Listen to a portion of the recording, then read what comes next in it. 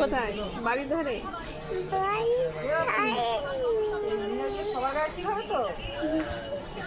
Godown.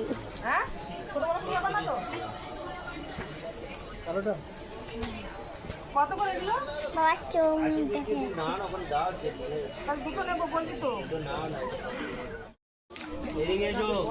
আমরা একটু কেনাকাটা করতে এসেছি গরমের সময়।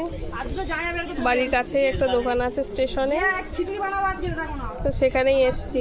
কিনেছি অনেক কিছুই কিনেছি, টুকটাক গরমের পোশাক আমাদের তিনজনের জন্যই।